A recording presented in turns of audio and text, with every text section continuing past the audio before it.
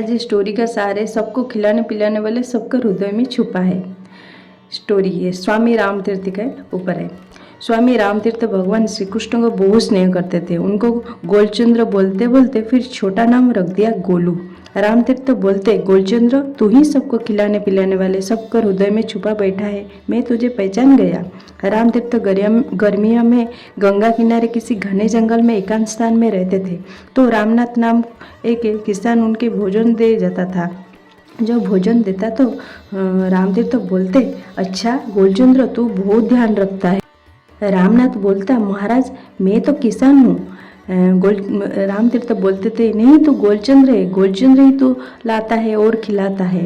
किसान को हुआ कि खिलाते तो मैं हूँ और ये गोलचंद्र गोलचंद्र करके उलझ रहे हैं, क्या इनका गोलचंद्र कन्हैया आकर रोटी दे। हिरण्यकशिप का प्रभाव आया, सभी हिरण्यकशिप की छाया में तो जी रही है कि मैं खिलाती हूँ। एक दिन किसान ने बहाना बनाया, स्वामी जी कल मैं किसी जरूर काम से बाहर जाऊंगा, तो कल आपका दोपहर के भोजन का क्या होगा।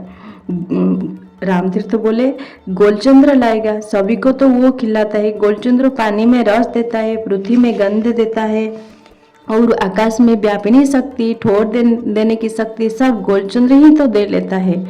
गोलचंद्र लाएगा, गोलचंद्र खिलाएगा। उनका सेवक बोले, वो किसान बोले, खिलाएगा कैसे। रामतीर्थ बोले, तुम निश्चिंत होकर जाओ भैया, आराम से जितने दिन लगे लगाओ, मेरी चिंता नहीं करना, सबकी चिंता वो गोलचंद्र करता है।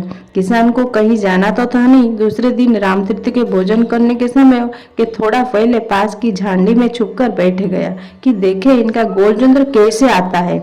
ये कहीं जाने वाले हैं नहीं और पास में कई गांव ही नहीं।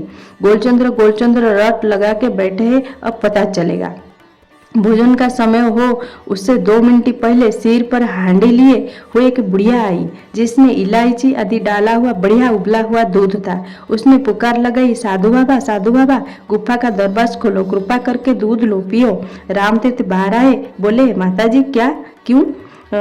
माताजी ने बोले, मेरी गाय ब्याई थी, मैंने सोचा था कि जब दूध पीने के योग्य होता तो पहले साधु बाबा को पिलाऊंगी, फिर अपने बच्चों को पिलाऊंगी।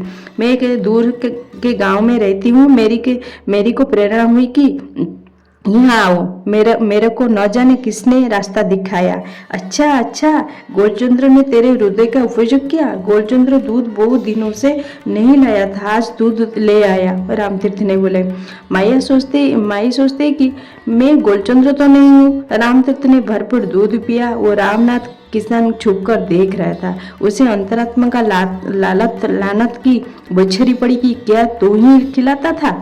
वो रामतीर्थ के चरण में गिर पड़ा, मुझे क्षमा करो, मैंने आपसे झूठ बोला, कपट किया। मैं आपके गोलचंद्र को नहीं दिख पाया, लेकिन आपके गोलचंद्र का इंतजाम मैंने देख लिया। सचमुच आपका गोलचंद्र बहुत अच्छा है, एक दिन मुझे भी उसका दर्शन कराओ, मैं आपका बड़ा आभारी होऊंगा। रामतीर्थ ने मुस्कुराते हुए उसे उठाया और उसके आंसू पोंछकर कहा, अरे प्यारे, वो सर्वव्यापी परमात्मा ही रामतीर्थ जी का गोलचंद्र है। मुझ में तुझ में सबके भीतर एक ही विराजमान है, उसके कारण ये सारी सृष्टि नियम पूर्वक चल रही है। लोग सोचते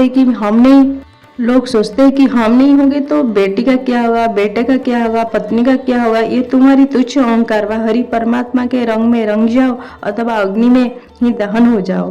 प्रयत्न करो, चिंतन करो, चिंता न करो। जो अभी तुम्हारे बेटा बेटी है, करोड़ जन्म से उसे गोलचंद्र अथवा परमात्मा का बेटा बेटी है।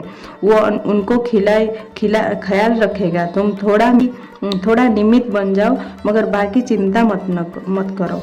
मेरा चिंता होते नहीं, हरि का चिंता होए, हरि का चिंता हरि करे, मैं रहूं निश्चिंत। आप निश्चिंत। इस स्टोरी से ऐसे ये लगा कि भगवान सब व्याप्त है, हम नहीं जान पाते, मगर भगवान सब खिलाने पिलाने वाले वही है, हम सब निमित्त मात्र है। पूज्य बापू जी के रूसी प्रसाद से आया है, मैं भी पढ़ा, मेरे को बहुत अच्छा लगा। आप लोगों को साथ इसलिए शेयर किया कि कैसे भगवान हमका रक्षा करते। स्टोरी अच्छा लगा तो कमेंट कीजिए और